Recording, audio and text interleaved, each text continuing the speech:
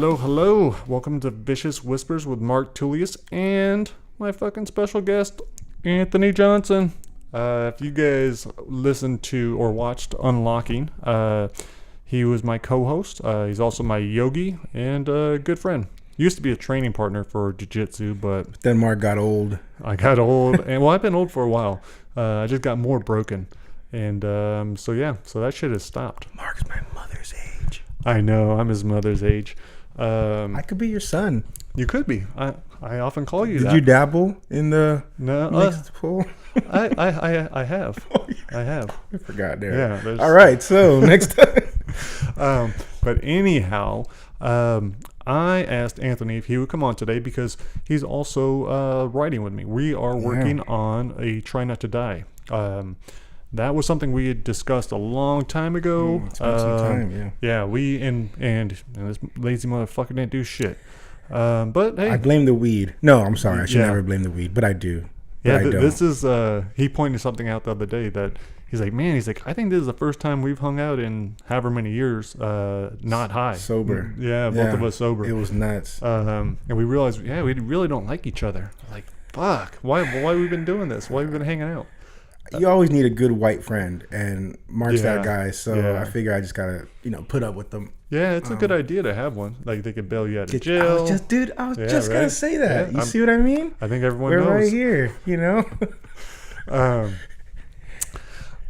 But yeah, so we're still sober. I'm still. I'm doing the sober October. He's being a responsible adult. Whatever that means. Yeah, I know what that means. I know. And every day I'm like, oh, okay, maybe I'll smoke tonight, blah, blah, blah. But what I'm doing right now is to see, like, I'm realizing I'm being fucking way more productive. If I'm able to write these short stories and do a good job with them, then I think I'm not going to say I'm going to not smoke weed anymore because that's ridiculous. Just moderate it more. Yeah. I just realized that it's cool to know that I don't feel like I need it for writing. And I used to always say that was the reason why I was doing it. Probably not the reason why I was doing it at 7:30 in the morning and throughout the entire day, but because it's always cooler if you do. Yeah, it does make life more enjoyable. But I have been enjoying life and it's been good. But back to back to you being lazy and not Try Not to Die. Mm-hmm. No. Mm-hmm. So I think a lot of that had to do with just different things that we're going through. I've been busy with all my projects, so I wasn't pushing you. And we didn't know really what the story was about. Yeah. And my philosophy is, whenever shit happens, it's like it's at the right time. So if we had tried doing this 2 years ago, if we tried pushing it, if we tried whatever, it wouldn't be the same story. It wouldn't be coming out the same way. The last couple of years have changed our perspective. It's changed, we're in different places. And so what I realized with your story too is you really knew where you wanted to go with it, but I realized that's a bigger story. It was a much larger story. It's an actual novel. We couldn't fit it into a Try Not to Die. There were going to be reasons why it wouldn't work. Plus I'm making all the Try Not to Die's young adult. So I wanted to see your character still from your novel, which eventually we will get to. And I mean, what's cool is you're developing it now while you're developing this character. But the Try Not to Die is going to be your character at 19 when he's in the military. And we don't have the official name yet, though. We've been using Try Not to Die in Iraq. Don't join the military. Yeah. Don't do it. No. We do need people that will join the military. Both my brothers are currently active right now, so I can't. Yeah. So, so we're working on that, and every week on here, I'm answering a question that is on Goodreads. If you guys have questions, you go on there and ask me, or you just ask me on any social media. But today, I was thinking about why I write. I've kind of gone over it before a little bit. Like I always say, it's a catharsis. Helps me deal with fears and all that kind of stuff. We were talking earlier about dreams, how you and I have been having crazy ass dreams. That's one reason why I often go back to using cannabis, because they help me not dream and just sleep through the night, or I don't remember the dreams. But you and I have been dealing with them really vivid. You're talking about how you could just fall back into them. But I want to talk about something you said last week about how you thought the writing was helping you, was changing the quality of your dreams. So if you can, tell me, or tell them a little bit about how severe your traumatic dreams were. So the ones, PTSD, were these things waking you up? Or, I mean, tell me a little bit about what your sleep was like prior to all this, a year ago, 2 years ago, what you're going through on a nightly basis, because you don't sleep very much either, right? Yeah. I have terrible sleep. I want to start by saying I'm not Tim Kennedy. Mm-hmm. I actually didn't have the worst time on my deployments. There's guys, man, in the grand scheme of things, I realize I was super lucky. Well, and also, this isn't just, you don't need anything. I think that's important to point out. You don't need a super traumatic event. And whether it's from TBI or whatever it is like that doesn't have to have happened. And I think that's right. Yeah, that's where I wanted to go with this, was like my dreams weren't, it's not like I was waking up and it's not like there was like blood and guts and all that in the dream. Sure, there's some, but the majority of them were just involved the feeling. Like, I don't know, I'm back on the bus heading to boot camp, or the dread of walking out onto that, on the military base or the Iraqi base, or just like the putting myself back into that feeling, the dread of like, holy shit, man, I'm back here again. Like, I don't know, I guess people could equate it to like having dreams about you got to go back to high school, or I don't know, something that's scary or whatever it may be. But I mean, it was waking me up. I would be disoriented. I wouldn't, oh shit, where am I? Would you want to go back to sleep? No. I mean, how much was it like really affecting you? I wouldn't want to go back to sleep, because I just felt like I was gonna fall right back into it. And you wake up and you know it's a dream, but the feelings, it's like your body is physiologically, it's all there, all of it's there. And I'm just for a while it was like this continuing dream where I was on the plane flying over, just thinking. And I mean, I was really back as a 19, 18-year-old, thinking about all the things that I was actually thinking about flying there, and the nerves and the this and the sweats and everything. So it was crazy to me how your brain can just put you somewhere, and like I said, physiologically, it all just comes rushing back over the smallest thing. Like you said, it didn't have to be the combat stuff or the this stuff or the that stuff. It was just like the dread. Like, oh my God, the fucking like trapped, and you gotta do this, and you gotta put on this persona, and you gotta clean your gut. Just all this stuff. And I realized how scared I was as a teen. I was so scared.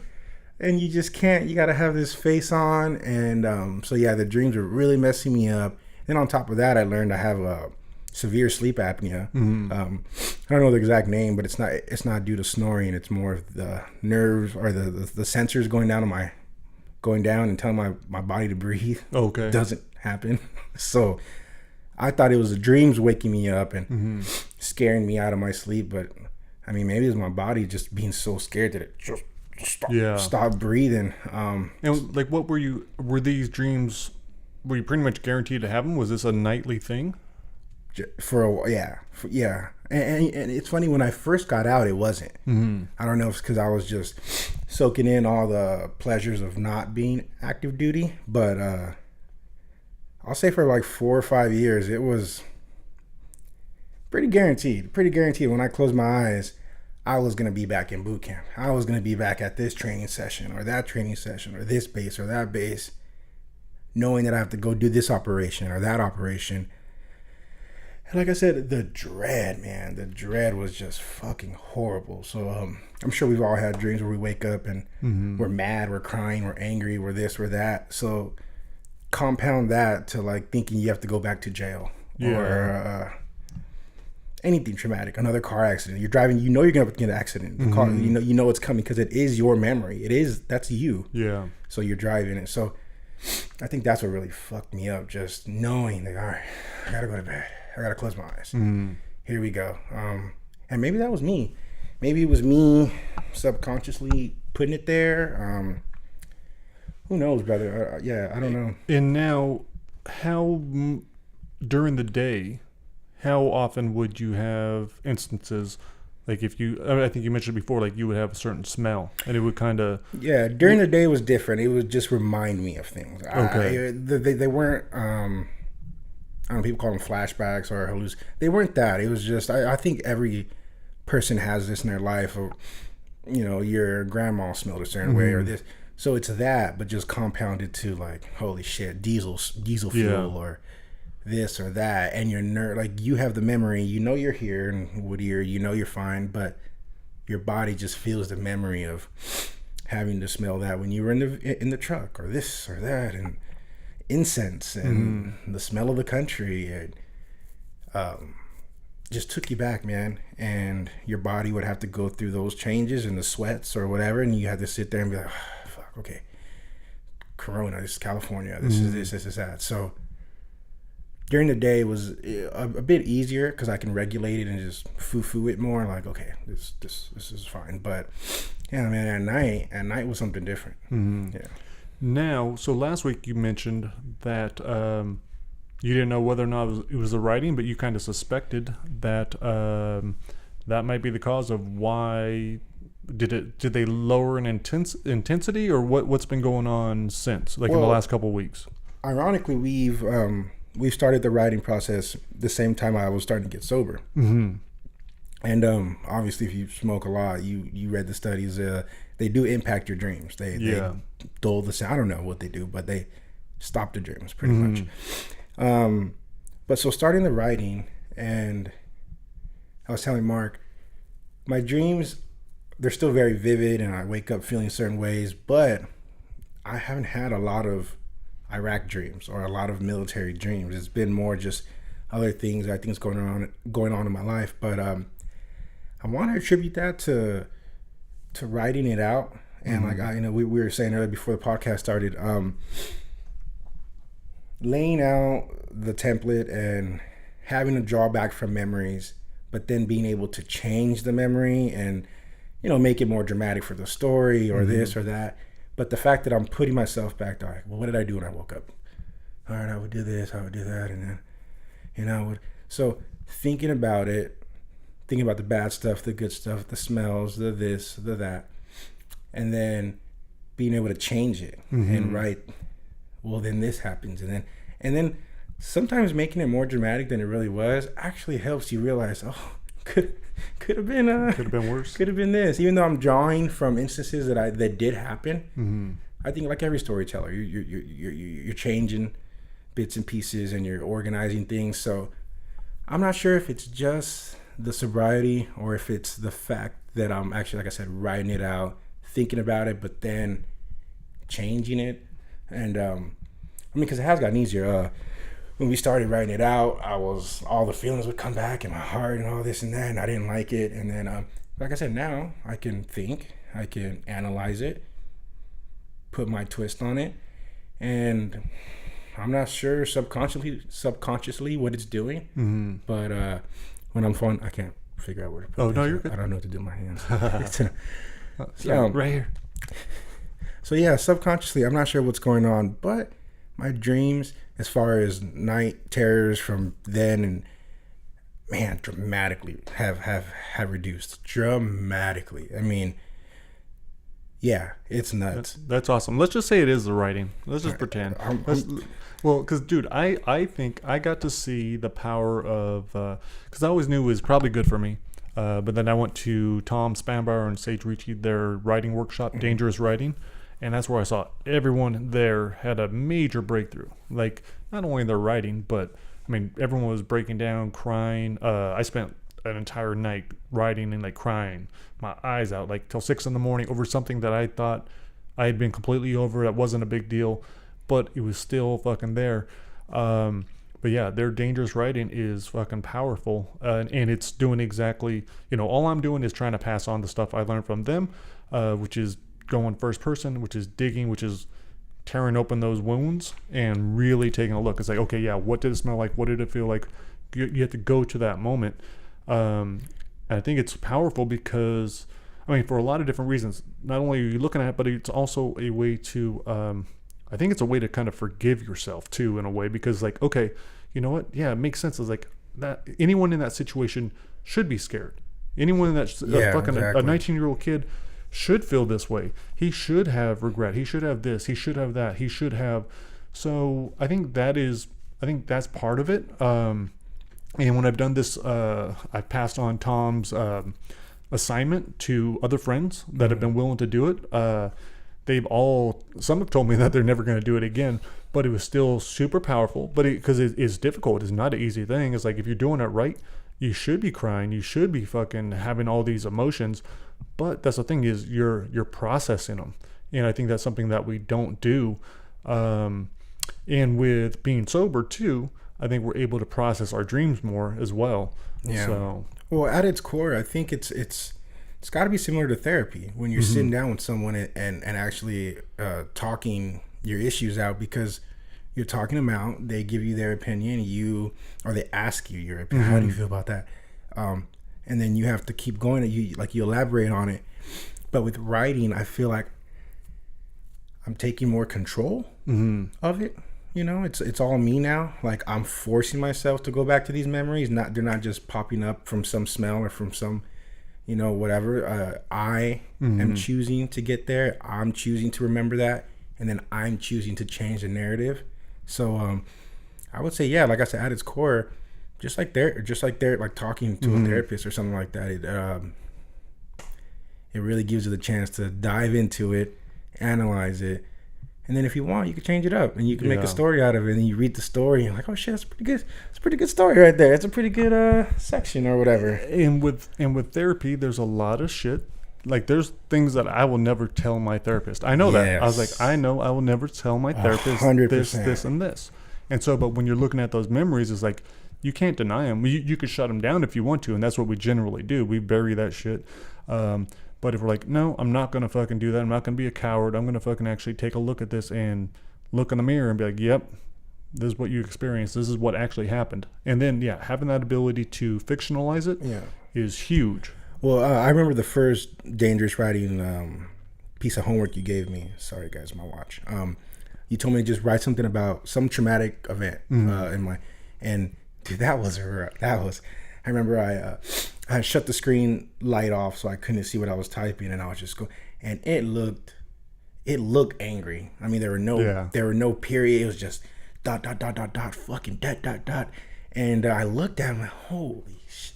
And that was worse because I was just, there was no story to it. It was just me, and I was like this and I think that was pretty intense because, like I said, it wasn't a story. It was straight up my life, and I was like, damn.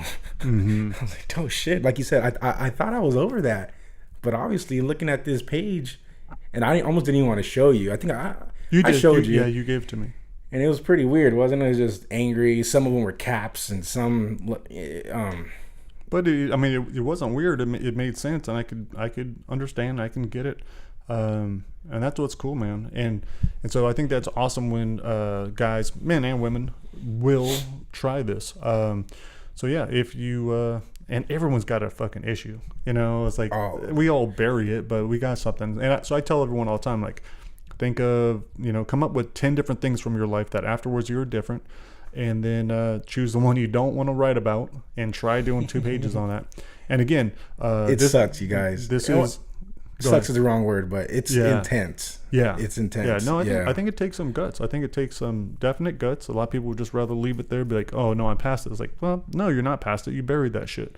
But again, super grateful to Tom Spanbauer and Sage Ricci for this. Thanks, Tom. Thanks, Sage. Yeah, what they gave me, and hopefully what they'll give others. I know I have another buddy who, and it's just, even just our talks. I think that's something that guys typically don't do. My therapist doesn't believe me when I tell him the kind of talks we have, you and I have, my other buddy. But he told me, like, he's like, man, if it wasn't for you and us having these talks where we're sharing everything, he's like, I wouldn't have got through this period. Like, he was on a bad slide. And so it's really, like, he had never told anyone his experience, his traumatic experience. But just by sharing that, I think that makes the fucking biggest difference in the world. That's not a big deal. I'm gonna turn it off. So yeah, so I think if you guys can do that, try it, and see what happens. And if it is super hard for you, then realize maybe you need to go a little bit deeper too. Yeah, and I think if anyone has reoccurring nightmares or night terrors, whatever, or just simple bad dreams, maybe you got beat up as a third grader, and sit down and write about it and change the narrative. I truly do think that being sober and allowing myself, because let's be honest, marijuana masks a lot. Yeah. It's a great, you feel euphoric. It's beautiful and it's masking. But like I said, if you're a third grader, you got beat up, write it out and change the narrative. Make it a new story. And I mean, for me at least, my brain is holding on to this new story. And the first few times I went back to the story we're writing now, there were nerves and there were feelings, but now I'm looking at it. It's just this is a story I'm writing. This is I take myself out of it, even though it is based off of experiences. It's still, you're taking yourself out of it and creating this new narrative that I don't know, seemed to be helping me. So yeah. And something that I do, and I'm pretty sure I got this from them, was to, even though it's written in first person, so it's all your experiences, I change the name of the person. Yes. So that way you have a little bit of safety, a little bit of security. Cushion, it's like, you know what, it's like, okay, it's me, but it's this guy Johnny. And then that helps you say, okay, yeah, it's happening to him. So like, how would Johnny feel? You know, it's like, of course Johnny's scared shitless right now. It's like, fuck, he just saw his buddy get killed or whatever it is. So, yeah, man, I think that's awesome. There was something. Oh, and what's really cool is what it's turning out to be. And I knew from the start that this would be a good book. And one of the things that was kind of holding it back was your self-doubt that you didn't know how to write.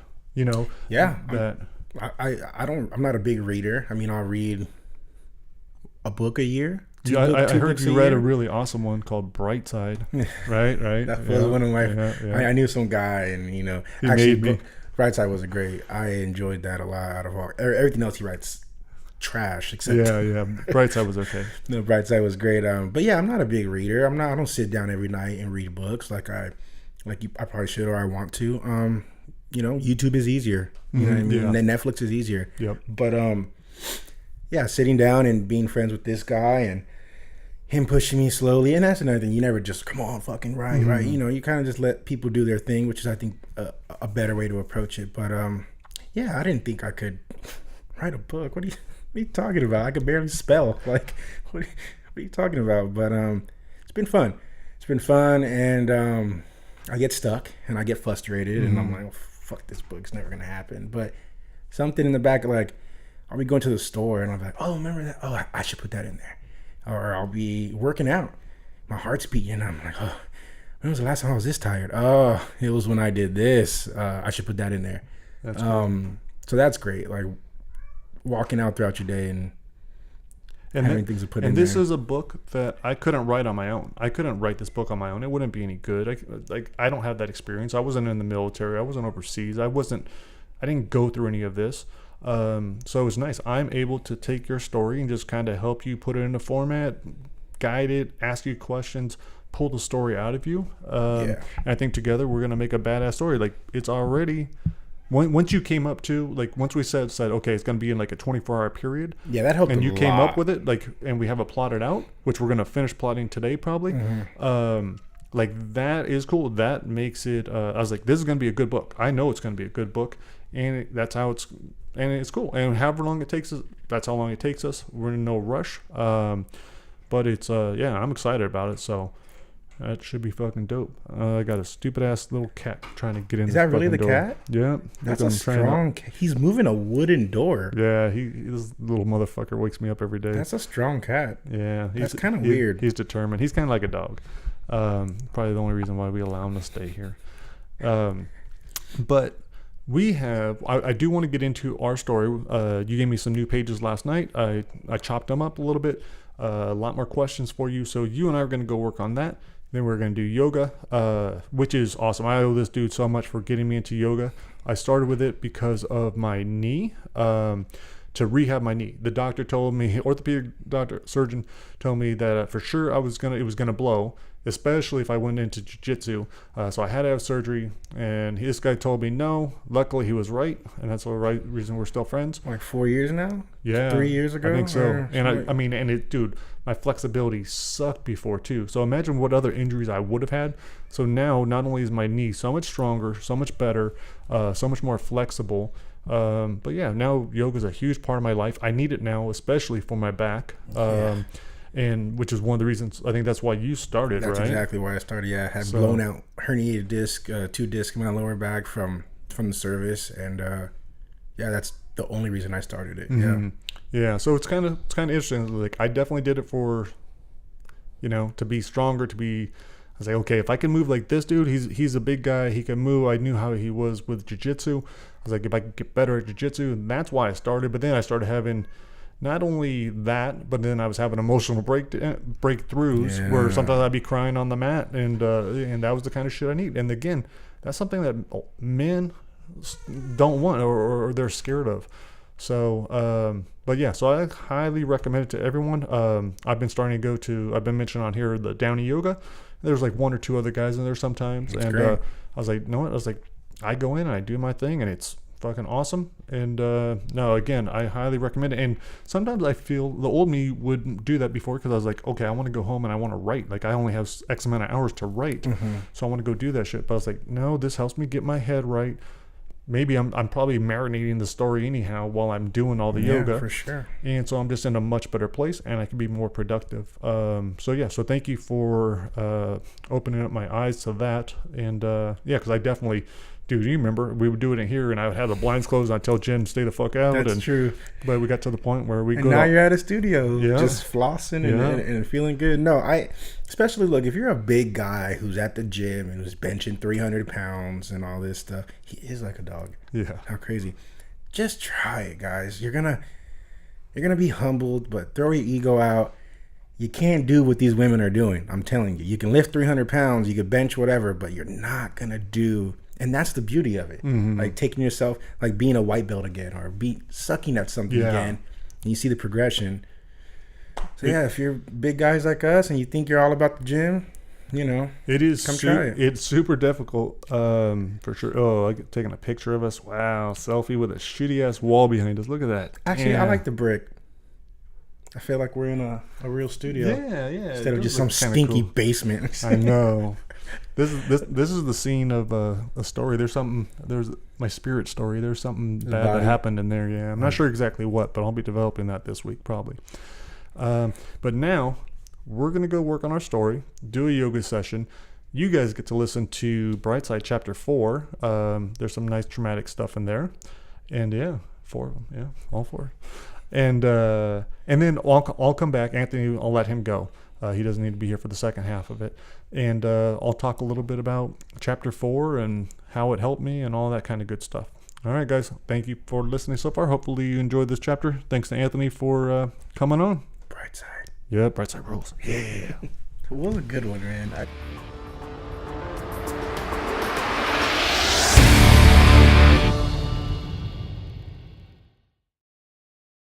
Chapter 4. I met with Sharon on day 41, holding off as long as possible after the Rachel incident. I didn't want to hear her bullshit or talk about my feelings. Sharon invited me in, asked me to sit. I stared at the steady stream from her Zen waterfall. We didn't speak for at least a minute.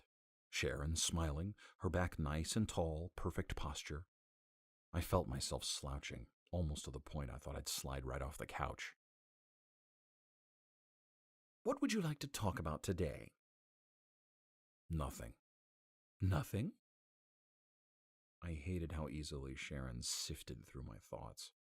I tried not to think about Rachel, Lily, this whole fucked up place. You don't have to say anything, Sharon thought.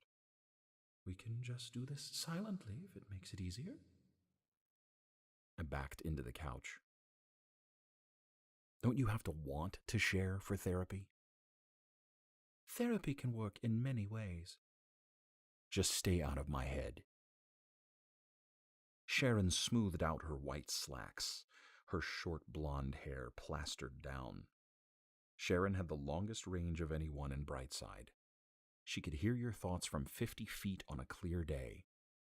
I never understood how she stayed so calm. She heard thoughts wherever she went. I guess the meditation helped. She said it did. I heard that soft humming mantra flowing from her skull. Silent therapy made sense. Just cut through all the crap and spill out every thought. Even with the waterfall's soothing sounds and these yellow walls to make us feel comfortable, people never say what's really on their mind. It's how society works. We glance off the truth, avoid conflict. We're trained to keep it pleasant, hold back. Silent therapy allowed Sharon to get past all that. But I didn't want her digging. Not that I could do anything to block her. "Where's Rachel?" I asked. "Safe." "Right." Sharon smiled, even as I imagined strangling her. "It's perfectly natural to be angry, Joe. Brightside takes getting used to, but we're all on different timelines. But if you're willing to open up, you'll see how wonderful it can be." I pictured Rachel, catatonic, staring at nothing in the cabin. The place rule breakers were sent to drool. "Carlos says you're doing well. Your sales are up." Carlos was my boss. He wore American flag pins on his tie. "How long do I have to be here?" I asked. "Not long." Sharon studied me, staring, probing my head. "You know, I have a good feeling about you." "You're going to be disappointed." "I don't know. We'll see." I'd only been forced to see Sharon twice. The first time was the hardest. Day 1 in Brightside. There wasn't a trial after the raid. They held a group of us in a cell for the night. They woke us up by yelling. My right ear was still out from the flashbang, my left muffled with a light ringing. They brought us to the helicopter outside and took us up into the sky. Some thought it was beautiful, the rising sun over the cute mountain town. I never saw it. I kept my eyes shut, too afraid to look down, see the drop. Someone was telling us about Brightside, gave us a quick history. I only heard every 5th word, focused on my clenched fists cuffed behind my back, my pounding heart. Seemed like it had been rising for hours, but it was probably only minutes. My eyelids didn't open until the helicopter landed. I took a breath. The air burned my lungs. So cold, thin. I thought I might pass out. They finally unlocked the cuffs, told us we were going to be processed. Brightside loved paperwork. We had to sign forms stating that we were here voluntarily. They told us we had no choice, that if we didn't sign, our stay would be unpleasant. If we just scratched our names down, things would get a lot easier. I don't remember signing, but I must have, because they took me to Human Resources, helped me land a job. They liked I had a background in sales. People were smiling, nodding. They said this was going to be fun. They loved that word. The ice cream parlor is fun. Karaoke nights are super fun. Summer is the most fun. We have intramural kickball games. Next, I went to Sharon. All of us new residents were sitting in her pleasant waiting room. Know thyself, love thyself, painted in pink flowery sweeps across the yellow wall.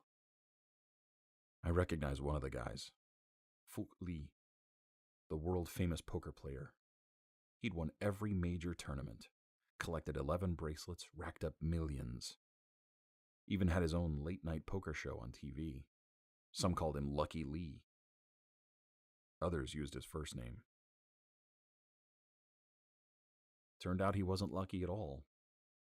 I realized I'd been in the wrong business. He'd made more money playing poker in a single night than I made in the year at BMW. Fuchs stared at me from behind his sunglasses and smiled. Everyone else stared at their laps or the floor. I heard one guy thinking about his wife, the bitch who turned him in. Another woman thinking about her kids stuck with their alcoholic father.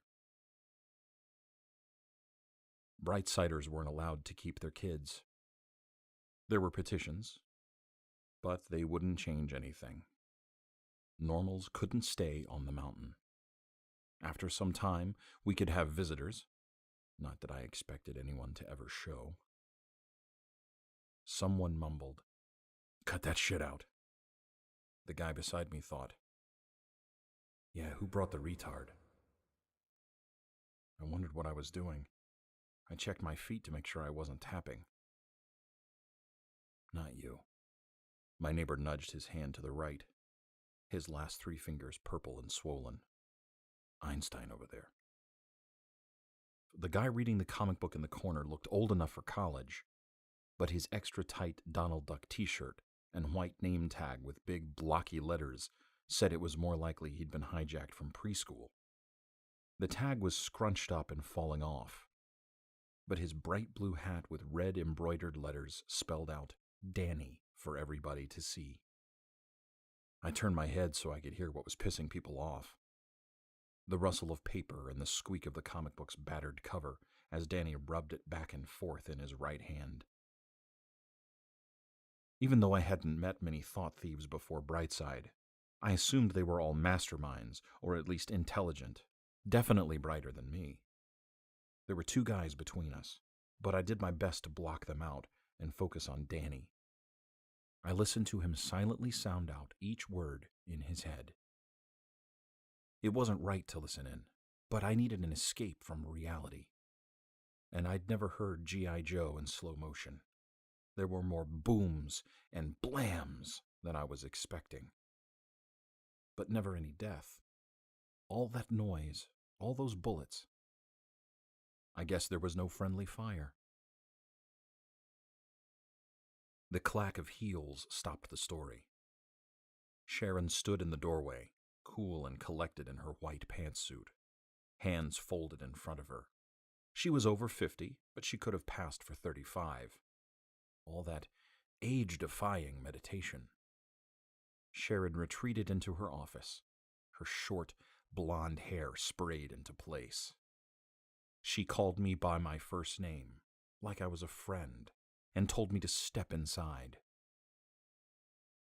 She got behind her mahogany desk and waved me over like I was a puppy. "Come on."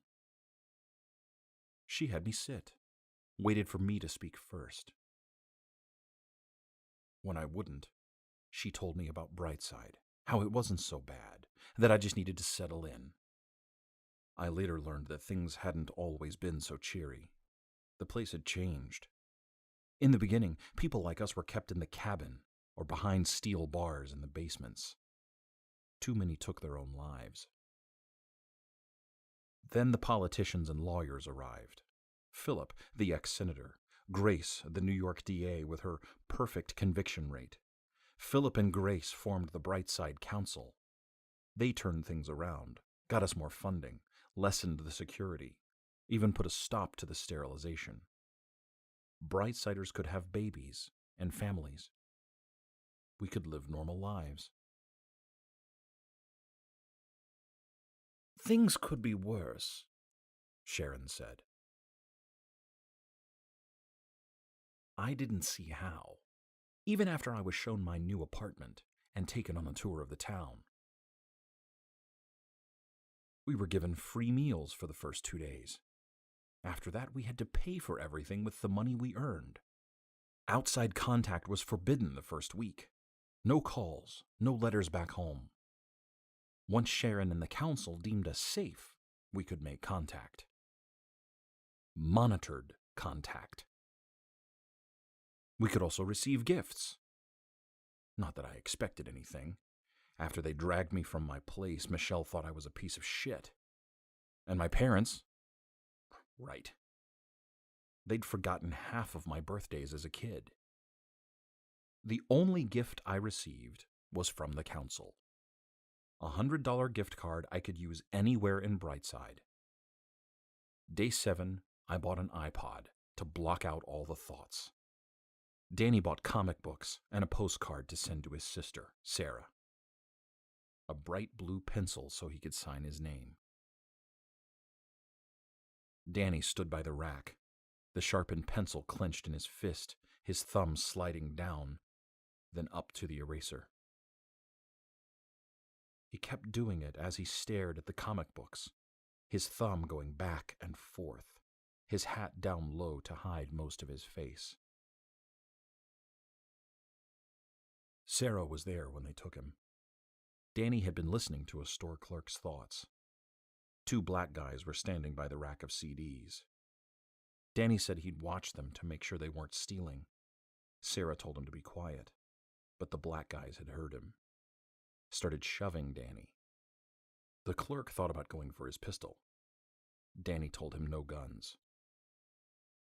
Suddenly the guys and the clerk were on the same side. Sarah begged for them to just let her and Danny go, but the boots arrived. Danny was cuffed, taken. I felt bad for listening and moved to the sketch pads. I used to sketch when I was a kid. Hadn't done it in years, but something about the pad and colored pencils made me want to pick it up. From the end of the aisle, Danny asked if I was a drawer. He sounded like a 6-year-old cowboy with a speech impediment. Thanks to the cowards too scared to knock, my right ear was still useless. I turned my head, and Danny repeated the question. He used his finger to draw in the air because I was the one being slow. I pulled down my sleeves to cover the purple bruises ringing both wrists, and said, "I used to." Danny tugged on his hat and walked over real slow, his custom-ordered Dino shoes flashing red. When Danny got to where the average person would stop, I said, "Cool shoes, man." He surprised me and took another step, came in close enough for me to tell 2 of his favorite foods were peanut butter and pickles. Danny didn't say a word about my wrists, just pointed at his feet. "T-Rex is my favorite." I nodded. "Mine too." He backed up a bit to give me some room, but stayed well within my 6-foot range. Like he wasn't so sure he was saying it right, he said, "I'm Danny." His right hand was busy with the pencil, so he stuck out his left with a rolled-up comic book in it. He raised his head and showed me his hazel eyes that were too close together. Having someone look me in the eyes has never been easy, but Dad taught me to watch them when someone's talking. He said if you want to know what people look like when they lie, just look them in the eyes and ask them how they're doing. Dad said the eyes show everything. They show the real you. And that was something I didn't want anyone seeing, especially some stranger. But Danny didn't have the eyes of a stranger. They were the kindest shade of hazel, the softest brown I'd ever seen. There was a whole lot of hurt filling those eyes, but the flecks of gold said he'd be all right. I gave the comic book a shake, like that's how everyone did it. "Nice to meet you, Danny."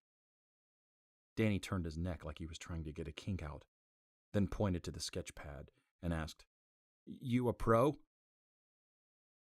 "No, just for fun." That word fun making me want to puke. Danny picked up the sketch pad and the box of colored pencils. He said, "You need these." I still had money left on the gift card, but I thought I should save it. I followed Danny to the register and told him, "I'm not sure I want to buy them." Danny unzipped his blue fanny pack and paid with his own card. Then he handed over the pad and pencils and said, "Happy new home." "Danny, I can't accept this." "Oh, you have to. I want to see you draw." "I haven't done it since I was a kid." "Need practice. Come on." Danny ran out the door, over to a bench, plopped down. Reluctantly, I sat down and opened the pad to the very first page. "What would you like me to draw?" Danny said he didn't know, but I knew he was being shy. I turned and listened for his thoughts. I got nothing. The first time that's ever happened to me. I'd been around people who didn't think much, or were always distracted, caught up in the moment. But this was different. With Danny, there was nothing. Not one thought. Just that smile. Danny's kind eyes got worried. I took out the charcoal pencil, finally heard Danny's thoughts. "You didn't ruin it." I gave him a smile and said, "It's cool. It'll be a surprise." I turned off my mind and looked across the park. Rachel was sitting by a tree. I'd met her at work, but we'd barely spoken, both of us too scared, knowing we were being watched. My pencil got moving. In less than a minute, I had an outline.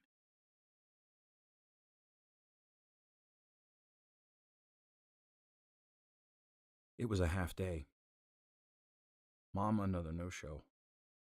But this time I was 6, old enough to use the under-the-key mat. I hoped I'd have the house to myself, even though that meant Mom would be at someone else's. But she was home, laughing so loud she didn't hear me open the back door. I walked past the dryer's low rumble, my Ghostbusters backpack in one hand, my drawing in the other.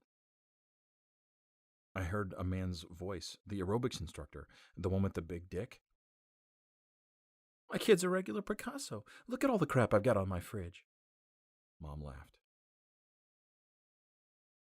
I crumpled up the drawing and ran up to my room. She came in later, heard me crying. She wished I wasn't such a whiny brat. She tried to console me and make me feel better, but her thoughts told the truth and made everything so much worse.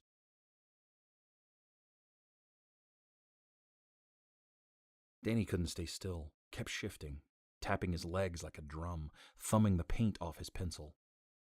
I made him my helper and asked him for colors.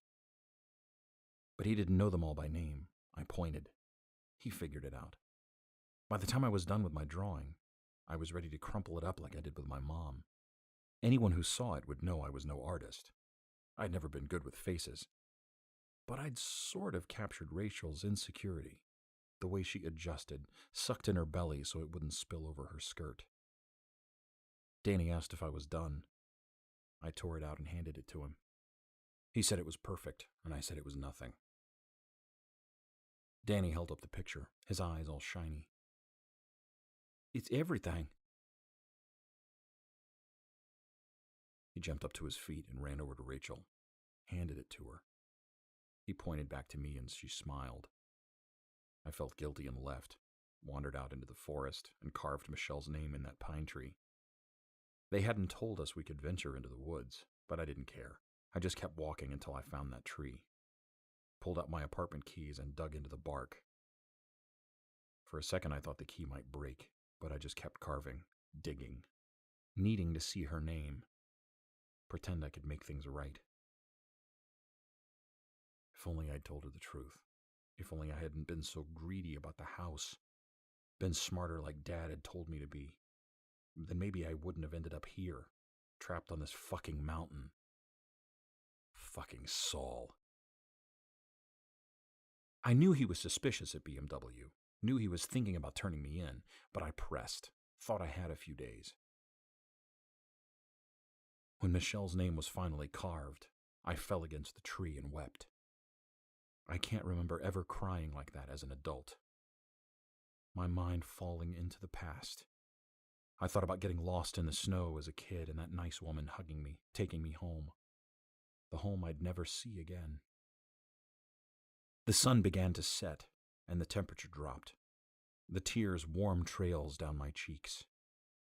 I finally got up, walked back toward the apartment. That's when I heard the car. It rounded the curve way up the mountain. It was dark blue, definitely a Chrysler. The same kind Michelle drove. I started running. She'd come to save me. The car was half a block away. I still couldn't see the driver, but I knew it was Michelle. I wasn't a piece of shit. She'd forgiven me. Probably knew about my ability all along. I ran into the middle of the street, waving my arms like an idiot. Michelle! Michelle! Michelle!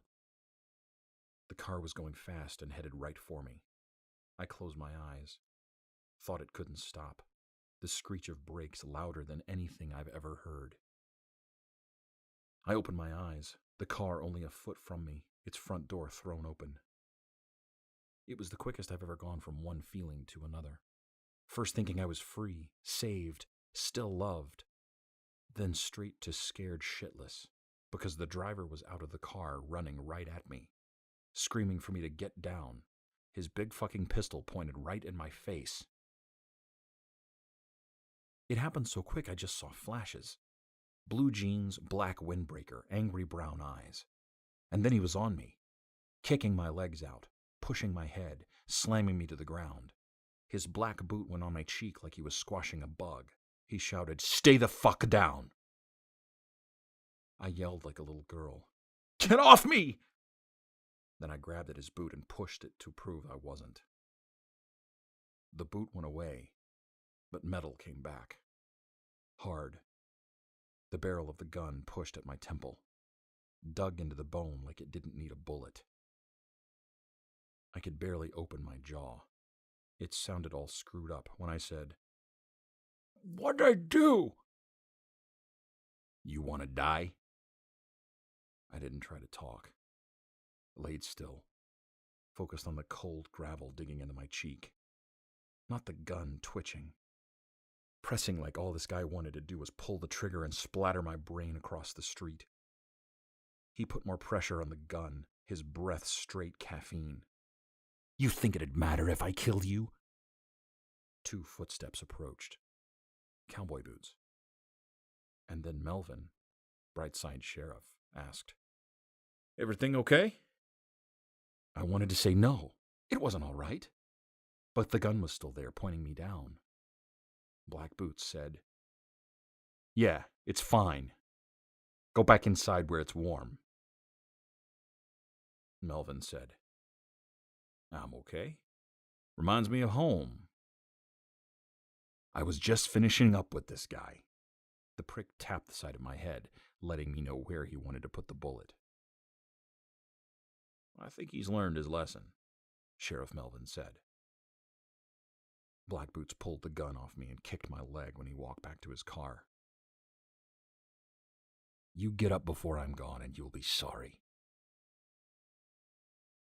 The Boots called themselves agents, but I never would. Even the term cop was too good for them. Face down on the ground, though, I'd never been so still. My eyes on the American flag rippling back and forth. Melvin chuckled.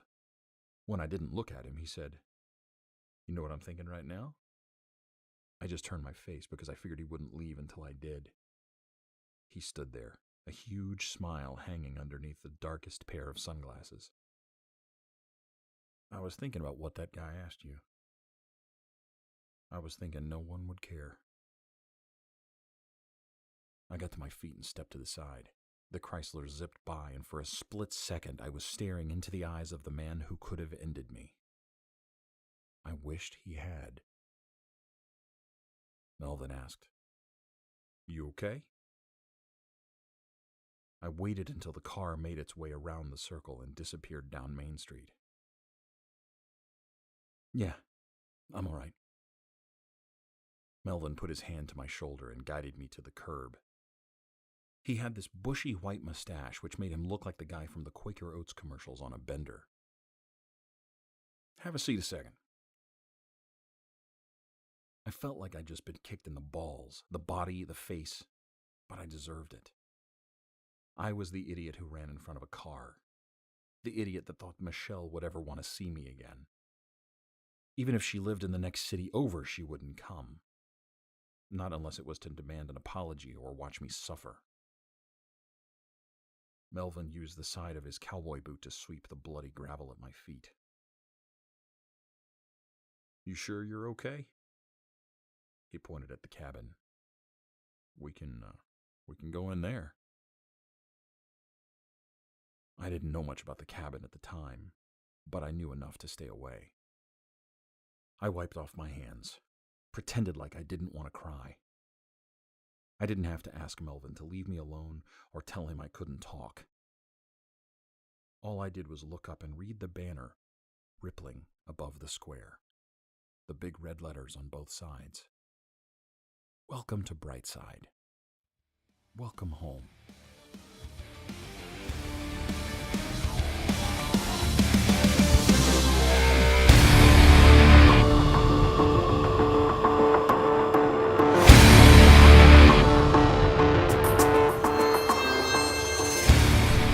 Hey, what's up, guys? I am back. Anthony is gone. I replaced him with I don't know what this dude's name is. Maybe Voltron. I just felt kind of lonely. I was like, you know what? Let's put someone in his place. Had an awesome writing session with Anthony right now. Did some yoga. All good stuff. The writing session reminded me of how little, just like Anthony was talking about, feeling like he wasn't a writer, that he couldn't write. That's pretty much how I usually feel when I'm offering advice. I go back to the editing that when I was working with Tom Spanbauer on the early stages of Brightside, the rewrite, just how how he would tear it apart, and that's what you have to do with writing, and all the advice he would give me. And so when I'm working with other people, I definitely don't feel like I'm anywhere near the level of writing and editing and everything else that Tom is, but I am able to help Anthony tell this story. It's cool what he's gotten from it so far. Even the stuff that the ideas I was giving him today, I could see how many things it sparked for him, and just how much faster it is going to speed up the process. So, which is all good stuff. But as far as this chapter in Brightside, hopefully you guys enjoyed it. A couple things I was thinking about. Some of the things are going to help me with Beyond Brightside and Try Not to Die in Brightside. But I just thought I would share some of the things and how they apply to me. One of the first things was therapy and how Joe feels about Sharon. I don't know if it was last episode or a couple episodes ago, I mentioned how much therapy has been helping me lately. I've been going for at least the last couple of months, probably a little bit longer. But when I wrote Brightside, I had only gone to 2 sessions. But what was amazing about that was only the very first session that I did with a therapist, what he told me helped so much. He pointed out that I was a perfectionist and that I was never going to be happy with myself until I figured out how to deal with that, how to change that. And so by just sharing a little bit with a person, telling him about my past and the way I told it, he was able to point that out to me. And once I knew that, that made a huge difference. I still struggled with shit for a super long time, just like I still struggle with stuff now. But now things are getting much, much easier. I understand myself a lot better, and I give myself a lot more leeway. I don't try to attain perfection. I was like, no, and that's the thing with Anthony and these other books. It's like, no, we're going to tell a cool story. It'll be a good story. It won't be a perfect story. But that's kind of where I'm at. Joe, he's not so big on sharing. He definitely doesn't want to share all his thoughts. I wouldn't want to share all my thoughts. Like Anthony and I were mentioning, how difficult it can be sharing, and how when you're talking with a therapist, you're not going to share everything. Anthony and I and my other friends and I share a lot of stuff with each other, but still, I guarantee there's stuff that we just hold back probably, or at least I do. I let them tell me all their secrets, so later I can blackmail them. They don't know that yet, and good thing is none of them probably will listen this long, if at all. So they won't know. Don't let them know. Don't tell them. The other thing, one of the quotes that I do like from the book, if I do say so myself, was about looking someone in the eyes. Hold on one second while I find it. I even wrote down the page number. Damn, taking notes and everything. Being sober's got its benefits. Okay, here it is, page 51. When he was talking about his dad, what he learned from his dad. He said, if you want to know what people look like when they lie, just look them in the eyes and ask how they're doing. Dad said the eyes show everything. They show the real you. And that was something I didn't want anyone seeing, especially some stranger. But really, how much we can't share with anyone else, how much we suppress stuff, whether it's from ourselves or from others. But I think that's just something we do. How many times have you told people you're fine, and when, no, you're not fine, you're dealing with all kinds of stuff, but either you don't want to burden them, you think they don't care maybe, or perhaps you don't want to show any sign of weakness. But whatever. I'm not saying change. I'm not saying, and who knows? Yeah, maybe I don't want to hear. No, when I do ask someone what's going on or how they're doing, I would generally want to know. I would much rather hear that than them say fine and try to talk to me about fucking the baseball game or whatever else. It's like, who cares? I don't care about small talk like that. I'd rather know some important stuff, and if it can improve you a little bit, I think that's awesome. So, share with people. Share with people. Yeah, why not? Number 3, and if you didn't notice, I'm trying to go through this kind of fast because Anthony just kept talking, and it was a long chapter. No, but I enjoyed having him on. I always enjoy spending time with that dude. He's a really good dude. The drawing that Joe does. Drawing is something that I think I used to really enjoy. I remember in college I drew on my entire wall a picture of a guy, I think it was Eddie from Iron Maiden, breaking through my wall. And it may not have been the best drawing, but it took up the entire thing. It took a long time, did it all in pencil, enjoyed it. I used to always enjoy sketching, but it's something I've gotten away from. So, in something that I've noticed that my daughter has a talent for, even though she doesn't think she does. And so I told her, I was like, we should start drawing again. And this morning she's like, no, I'm not very good at it. I was like, yeah, well, how do you think you're going to get better? And just to have fun. So that's something I'm going to start playing around with. In Beyond Brightside, the main character will also be doing some drawing, but it probably won't be the prettiest stuff. And the last thing was with Joe being a young kid and overhearing what his mom had said and thought about him not being an artist. But I think that definitely came from my concern as a new parent, as a stay-at-home dad, from the time my daughter was 3 months old on. And so I was always very, very cautious of what I was saying around her, not wanting to turn her into a perfectionist, just wanting to be happy and healthy. My goal with my kids is to make them not be like me, as far as I don't want them experiencing any of that kind of emotional stuff. I don't want them hating themselves. I don't want them being suicidal. I want them to love themselves, and just how I think a lot of people don't think about what they're saying and how a child could take it. So that's one reason why that kind of came up in here. And so if you do have kids, watch your fucking mouth. No, I'm not telling anyone how to treat their kids. But just know that they are super impressionable, and words can hurt. So, on that note, I think we'll wrap it up. I have to go pick up my son from school and put an end to this thing.